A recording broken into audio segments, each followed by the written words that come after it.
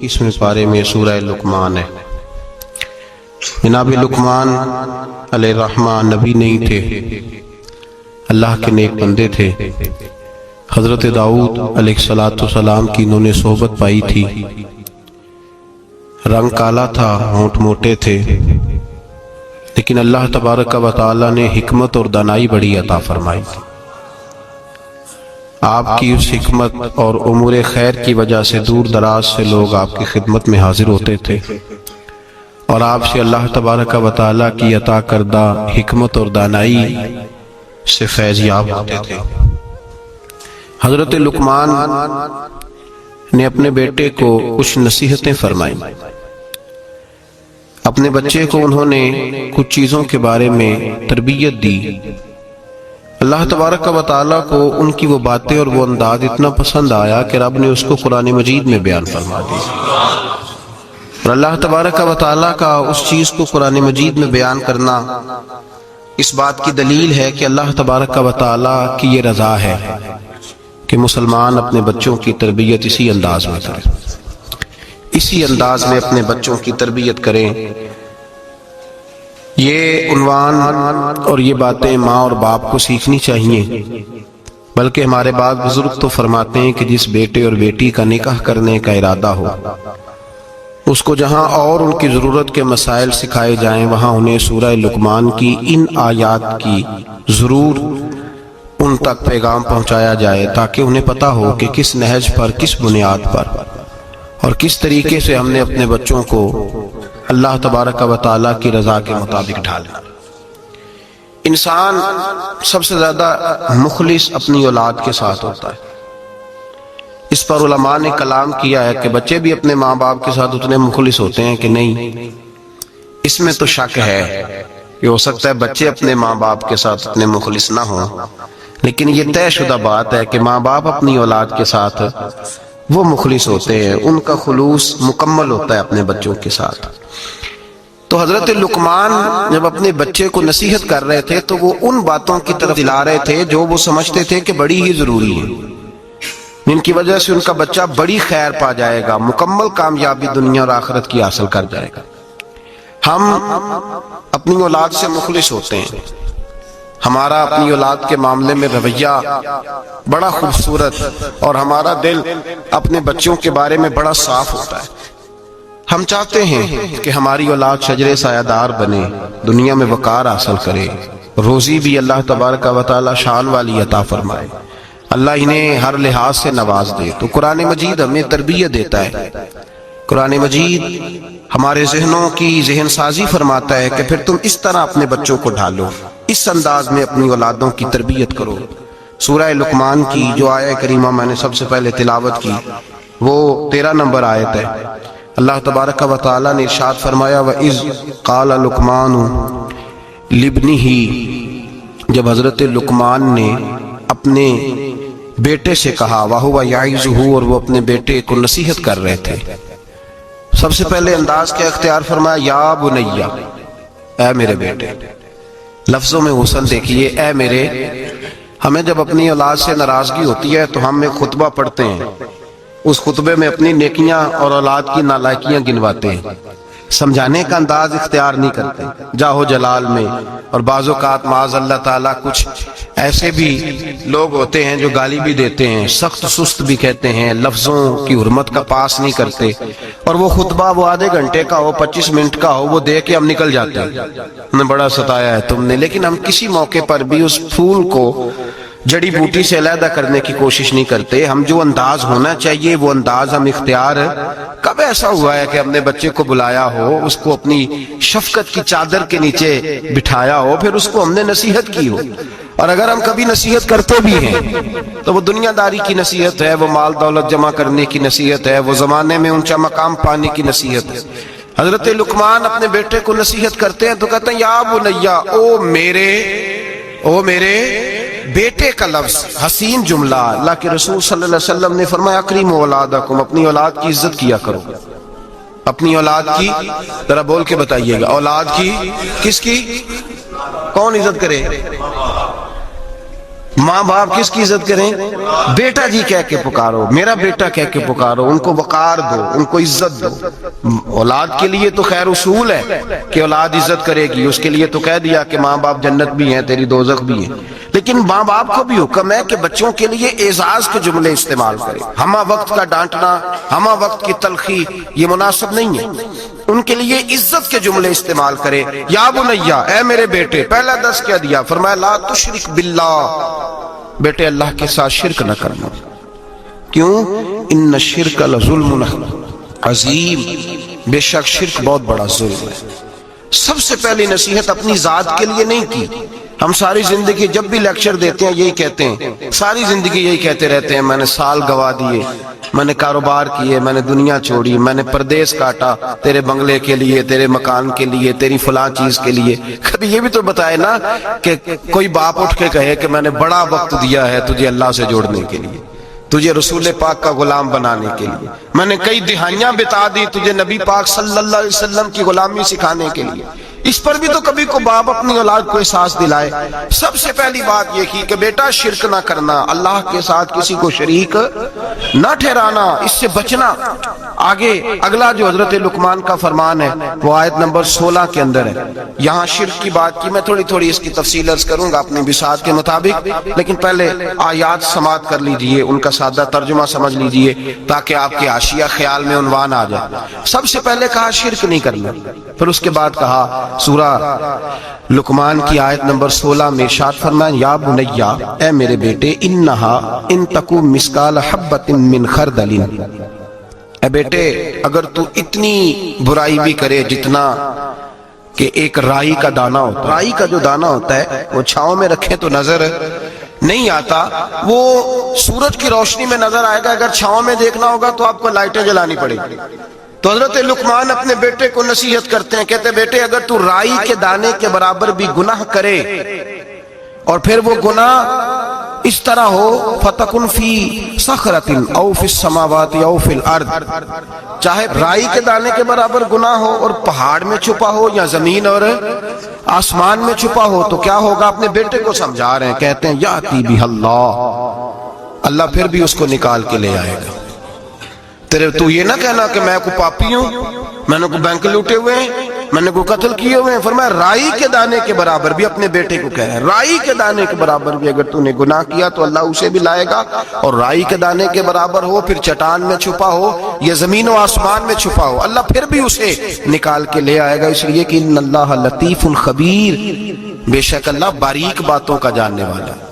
وَمَنْ يَعْمَلْ مِثْقَالَ ذَرَّةٍ خَيْرًا يَرَهُ وَمَنْ يَعْمَلْ مِثْقَالَ ذَرَّةٍ شَرًّا يَرَهُ، اگر تو ذرے کے برابر نیکی کرے گا تو اللہ تجھے اس کا اجر عطا فرمائے گا، اور اگر تو ذرے کے برابر گناہ کرے گا تو اللہ قیامت میں وہ بھی تیری آنکھوں کے سامنے لائے گا، اس کا بھی حساب ہوگا۔ تو فرمایا بیٹے اللہ باریک باتوں کا جاننے والا۔ یا بنیا، اے میرے بیٹے، اقم الصلاۃ، نماز قائم کر۔ بیٹے نماز بس کافی ہو گیا؟ کہا نہیں، اب اور آگے بڑھ، وَأْمُرْ بِالْمَعْرُوفِ، لوگوں کو بھی نیکی کا حکم دے، وَانْہَ عَنِ الْمُنْکَرِ، اور لوگوں کو بری باتوں سے منع کر، اور جب تو یہ کام کرے گا پھر لوگ تجھے ستائیں گے۔ ہو ہی نہیں سکتا کوئی حق بات کرے اور لوگ اس پہ تان و تشنیع نہ کریں، یہ ہو ہی نہیں سکتا، یہ ممکن ہی نہیں۔ فرمایا جب تو نیکی کا حکم دے گا اور برائی سے روکے گا تو پھر کیا ہوگا؟ تیرے اوپر مصیبت آئے گی۔ اب تو نے کیا کرنا ہے؟ پھر تو نے اس آنے والی مصیبت پر صبر کرنا ہے۔ بے شک یہ بڑی ہمت کے کام ہے، یہ بڑی دنائی کا کام ہے، دلیری کا کام ہے، اتنا آسان ہے ہی نہیں، بڑے حوصلے کا کام ہے۔ جسے زندگی ہو پیاری وہ یہیں سے لوٹ جائے، میرے قافلے میں شامل کوئی کم ظرف نہیں ہے، یہ ہمت کا کام ہے، آسان ہے ہی نہیں۔ آگے کیا ارشاد فرمایا؟ میرا دل کرتا ہے بڑی توجہ سے سنیں ان آیات کو، بڑی کہ آگے ترتیب کیا لگائی۔ حضرت جناب سیدنا لقمان کیا کہتے ہیں؟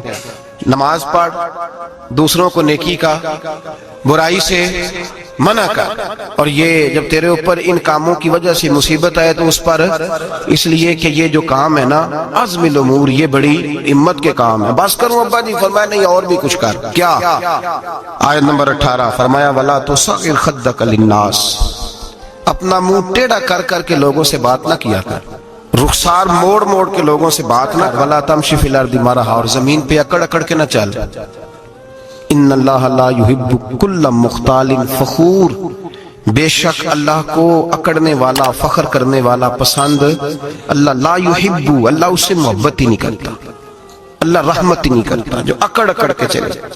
اس طرح نہ کر تو پھر کیا کروں؟ آیت نمبر 19 شروع ہو گئی، وقصد فی مشیک، درمیانی چال چل، وغضض من صوتک، اپنی آواز پست رکھ، اپنی آواز جو اعلیٰ ظرف ہوتے ہیں ہمیشہ جھک کے ملتے، صراحی سرنگوں ہو کر بھرا کرتی ہے پیمانے، اس طرح کر کے تو درمیانی چال چل اور اپنی آواز کو وغضض من صوتک، اپنی آواز کو پست رکھ، اس لیے کہ ان انکر الاصوات لصوت الحمیر، اللہ کو جو آواز سب سے ناپسند ہے اور سب سے بری آواز ہے وہ گدھے کی آواز ہے۔ چلا چلا کے نہ چل، تو ضدی ہو گیا تب شور نہ کر، یہ تربیت ہے اپنی اولاد کو۔ سب سے پہلے ارشاد فرمایا جا رہا ہے کہ تو نے شرک نہیں کرنا۔ شرک بھی دو قسم کا ہے، ایک تو شرک وہ ہے کسی نے اللہ کی ذات میں شریک بنا لیا کہ یہ بھی ساتھ شریک ہے، اور ایک شرک اصغر ہے، ریاکاری، دکھلاوا، نماز اللہ کی پڑھنی، دکھانا بندوں کو۔ مسجد میں پیسے کس کی رضا کے لیے دینے ہیں؟ تو اعلان کرانے کا کیا مقصد؟ کہ ختم کے موقع پر، سال ثواب کے موقع پہ کھڑے ہو کے اعلان ہوتا ہے 1 لاکھ قرآن پاک پڑھا گیا ہے، 10,000 درود شریف پڑھا گیا ہے، اور جو صاحب نے نا جی 50,000 روپیہ مسجد بھی دیا ہے، یہ شرک ہے، یہ شرک اصغر ہے، یہ میرے رسول پاک نے منع فرمایا ہے۔ صحیح بخاری میں لفظ ہے، نبی رحمت صلی اللہ علیہ وسلم شہدائے احد کے مزاروں پہ کھڑے تھے، تو وہاں کھڑے ہو کے اللہ کے رسول نے فرمایا میرے ذہن سے فکر نکل گئی ہے، میری امت قیامت تک شرک نہیں کرے گی۔ اب یہ مشرک نہیں ہوں گے، بت نہیں پوجیں گے، یہ دوسرے معبود نہیں بنائیں گے، تو حضور فکر کس بات کی ہے؟ فرمایا یہ ریاکاریاں کریں گے، دکھلاوے کریں گے، تصنع، بناوٹ کریں گے، یہ اللہ کی عبادت میں اوروں کو شریک ٹھہرائیں۔ میرے دوستو یاد رکھو، سب سے پہلا حکم حضرت لقمان اپنے بچے کو دے رہے ہیں اور بتا یہ رہے ہیں کہ بیٹے اللہ والا بن جا، بیٹے اللہ سے جڑ جا، شرک نہ کرنا، شرک بہت بڑا ظلم ہے۔ میرے بھائی سب نے مفسرین نے اپنی اپنی بات لکھی، میرے استاذ گرامی یہاں فرمایا کرتے تھے بھائی اگر تو دنیا میں اپنے بیٹے کو دھوپ میں بیٹھا دیکھے تو تیرا دل پھٹ جاتا ہے، یہ دھوپ میں کیوں بیٹھا ہے؟ اس کو شرک سے بچا، شرک اکبر سے بھی بچا، اصغر سے بھی بچا، خفی اور جلی دونوں قسم کے شرک سے بچا۔ دنیا میں تیرا بیٹا دھوپ میں ہو تجھ سے برداشت نہیں ہوتا، بتا اگر تیرا بیٹا جہنم میں گیا تو تجھے کیسے برداشت ہوگا؟ آگ میں جلتا ہوا تجھے، اسے اللہ سے جوڑ دے، اسے رسول اللہ صلی اللہ علیہ وسلم کا غلام بنا دے۔ میرے نبی کریم سید عالم صلی اللہ علیہ وسلم نے فرمایا جب تیرا بیٹا 7 سال کا ہو جائے تو اسے مسجد لے کے جا، 3 سال تک لے کے جا مسجد، 10 سال کا نماز نہ پڑھے تو سزا دے، 3 سال تک خود اپنے ہاتھوں سے ٹریننگ دے، اسے مسجد لے جا، آداب مسجد بتا، اسے نماز سکھا، تو خود لے کر کے جا، بھیجنے کا نہیں کہا۔ فرمایا جب بچہ 7 سال کا ہو جائے تو اسے مسجد، بڑی محنت کرتے ہیں ہم بیٹے کو بنگلہ دینے کے لیے، بینک بیلنس دینے کے لیے، دن رات ایک کر دیتے ہیں، خدارا سے نمازی بنانے کی بھی محنت کرو۔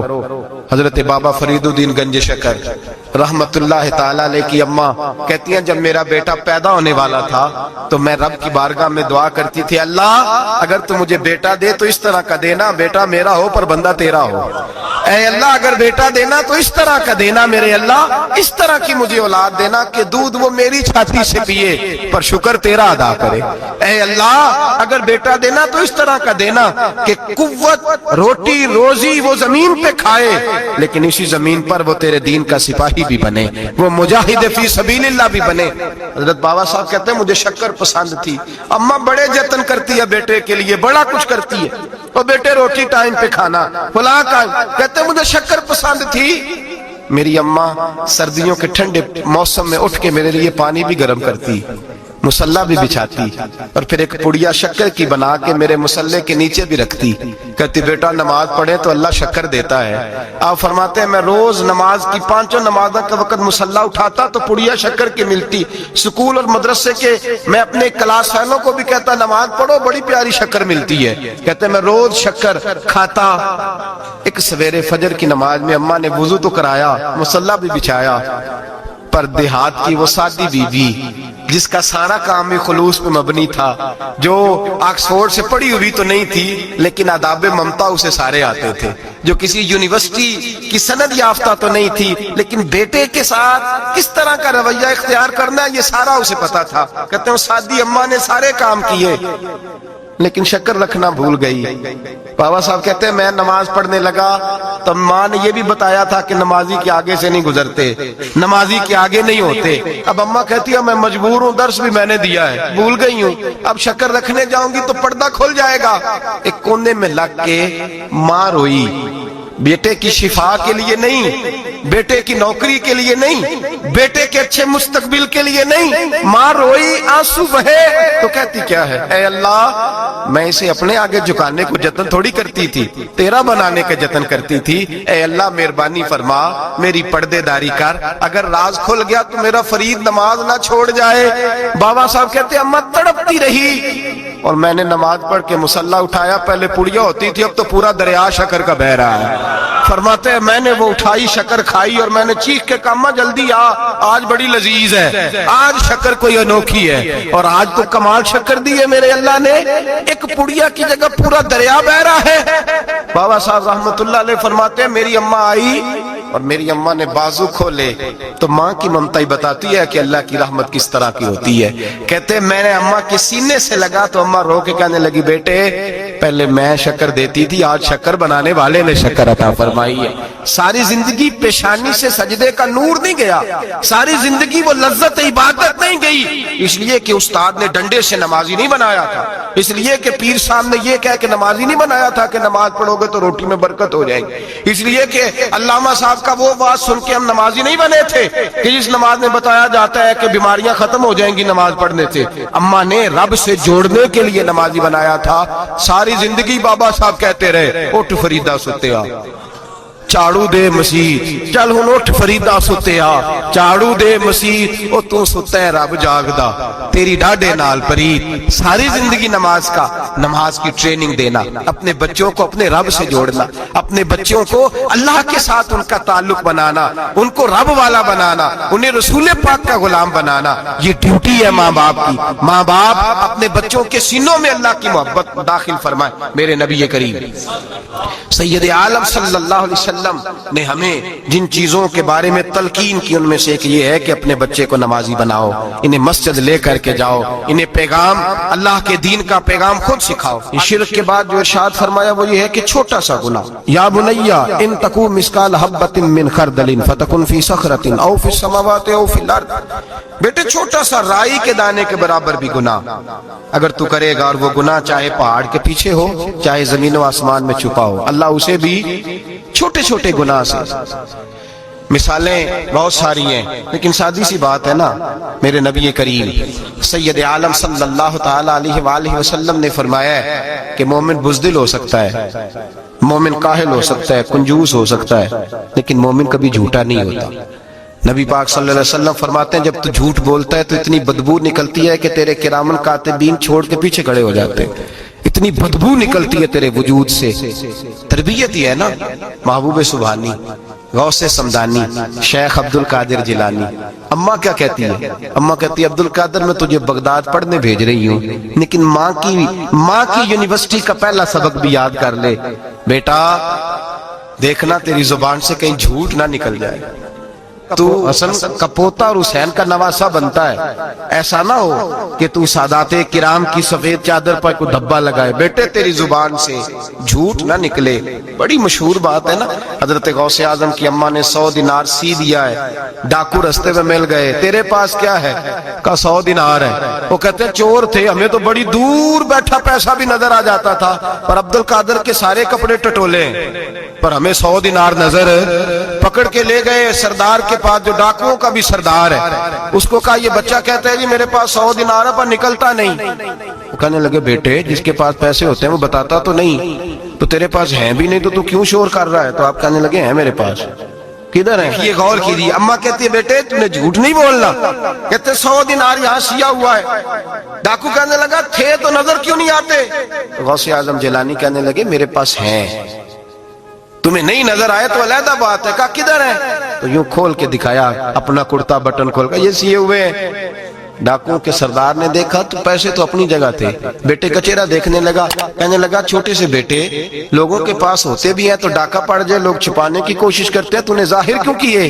तो हजरत गौसे आजम की सच्ची जुबान, चेहरे पे इत्मीनान की रोशनी और अम्मा की यूनिवर्सिटी से ली हुई डिग्री और बाप के इदारे से ली हुई सनद, हजरत गौसे आजम जिलानी उस डिग्री का अपना इल्म आगे तकसीम करने लगे, कहने लगे सारा कुछ हो सकता है, अब्दुल कादर की मुंह से झूठ नहीं निकल सकता, इसलिए कि मैं मां से वादा करके आया हूं कि जिंदगी में हमेशा सच बोलूंगा, झूठ नहीं निकलेगा। और लफ्जों की सदाकत थी, 11-12 साल की उम्र, मासूमियत के जुमले ऐसे निकले कि डाकुओं का सरदार कांपने लगा, राशा तारी हो गया, पलट के उसके आंसू निकले। हजरत गौसे आजम चले तो पीछे पीछे चल दिया, कहा तू मेरे पीछे क्यों आ रहा है? कहने लगे जिस मस्जिद तुम जाओगे मैं भी उसी मस्जिद में नमाज पढ़ूंगा। अपने वर्करों से कहने लगा तुमने डाल लिया डाके तो डालो, मुझे तो इसके सच ने धो डाला है। वो कहने लगे अगर हमने बुरे काम तेरे पीछे लग के किए हैं तो नेकियां भी इकट्ठी करेंगे। मेरे भाई ट्रेनिंग तरबियत बच्चे की, बच्चे को घर की माँ की गोद अगर सच बोलना सिखाए और अगर अम्मा ही कहे जा देख के आ तेरी चच्ची तेरे बारे में क्या कह रही है, या सुन के आ वो फला आदमी क्या कहता, जरा जासूसी का, और अगर बाप ही उसे कहे कि जा बाहर वाले से जाके कह दे कि अब्बा जी घर में नहीं है, तो कैसे उसके अंदर सदाकत पैदा होगी? वो किस तरह दयानतदार बनेगा? किस तरह वो मुआशरे के अंदर अच्छा किरदार अदा करेगा? हजरत सैयदना हबीब अजमी रहमतुल्लाह ताला अलैह के पास एक शख्स आया करता था, सोबत में भी बैठता था, लेकिन काम वो ठीक नहीं करता था, सूद का धंधा था, लंबे चौड़े उसके मसाइल थे। हालांकि एक ही बेटी थी, वो भी दोनों टांगों से माजूर थी, दोनों टांगों से माजूर, बड़े हकीम तबीब दिखाए लेकिन बच्ची को शिफा नहीं होती। शख्स भी अपने मिजाज के लिहाज से अच्छा नहीं था। कहते सवेरे सवेरे आया तो कहने लगा हुजूर मुझे तौबा करा दें, आज के बाद ना झूठ बोलूंगा, ना हराम खाऊंगा, ना शराब पीऊंगा। तो कहते हैं जितने लोग बैठे थे कान खड़े हो गए। कहा तुझे क्या हुआ? कहने लगा 11-12 साल का नौजवान आया, मुझे तौबा करा गया। चिढ़ती जवानी, 11-12 साल 14-15 साल का बच्चा मुझे तौबा करा गया। तो कहते हम महबे हैरत हुए कि इतना सा बच्चा। तो कहते हैं किसी नेक बाप का बेटा था, किसी परहेजगार माँ का बेटा था, घर में तरबियत हुई। इतने बच्चे तो खानका भी नहीं जाते, इतने से बच्चे थोड़ी किसी इदारे के फारिगो तहसील होते हैं, किस मदरसे से पढ़े होते हैं। कहते छोटी सी उम्र। तो कहा जनाब आपको कैसे मिला? तो वो शख्स कहने लगा हुजूर कल मैं गया बाजार, मैंने बगदाद के चौक से 10 किलो मछली भी खरीद ली और कुछ और जरूरत की चीजें भी, मेहमान आने थे, वो सारा कुछ खरीद के मैं जब निकला तो सामान ज्यादा हो गया। चौक में मजदूर बैठे होते थे, मैंने कहा भाई मेरे साथ फुला मोहल्ले तक सामान पहुंचाना है। वो बच्चा कहने लगा चचा अगर मैं चलूं तो, मैंने उसको एड्रेस वगैरह बतलाया तो 3 दिनार मजदूरी तय हो गई सामान घर पहुंचाने की। कहते मेरे साथ वो निकला और जब रास्ता तय करने लगा तो रास्ते में गर्मी बड़ी सख्त थी, जोहर का वक्त था। जरा हमने चंद कदम उठाए, 2-4 गलियां गुजरे थे कि अजाने जोहर की आवाज आने लगी। तो कहते हैं बड़ी मिन्नत के अंदाज में, बड़ी गुजारिश के अंदाज में मेरी तरफ देखा, उम्र छोटी सी है। कहने लगा चचा अगर इजाजत मिल जाए तो मैं जोहर की नमाज पढ़ लूं। कहते मैं एक जगह फट्टे पे बैठ गया और गप्पे करने लगा, सामान वहां रखा, मैंने कहा पढ़ ले नमाज। कहते हैं बच्चा नमाज पढ़ने चला गया, बाकी लोग देर से आए, वो नमाज पढ़ के जल्दी आ गया। मैंने कहा बेटे तू जल्दी आ गया है? कहने लगा इसलिए जल्दी आया हूं कि आप ये ना समझे ये काम चोर है, मैंने नफल छोड़ दिए हैं, फारिग होके पढ़ लूंगा। कहते हैं सामान उठाया, रास्ते में गर्मी शिद्दत की थी, उसका पसीना बहने लगा, मैं आगे बढ़ा, मैंने कहा बेटे सामान थोड़ी देर के लिए मुझे दे दो, गर्मी ज्यादा है। कहने लगा चचा किसी का तरबियत याफ्ता हूं, किसी ने ट्रेनिंग दी है, कहा माँ बाप ने कहा था हराम लुकमा घर ना लाना, का बात क्या हुई? कहने लगे मैं आपको नहीं दे सकता, इसलिए कि 3 दिनार मजदूरी घर पहुंचाने की तय की है, अगर आप उठाएंगे तो फिर मैं पैसे पूरे नहीं लूंगा। अगर आपको हमारी वीडियो अच्छी लगी तो हमारे चैनल को सब्सक्राइब जरूर करें।